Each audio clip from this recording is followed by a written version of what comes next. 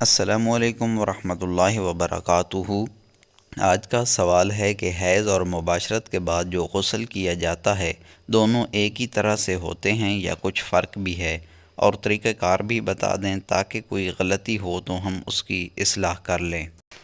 سوال کا جواب یہ ہے کہ دونوں میں غسل کا ایک ہی طریقہ ہے۔ سب سے پہلے نجاست کو اچھی طرح سے دھو کر اس کے بعد منہ بھر کر کلی کریں۔ منہ کے اندر پانی اتنا ڈالیں تاکہ منہ میں اور پانی نہ آئے۔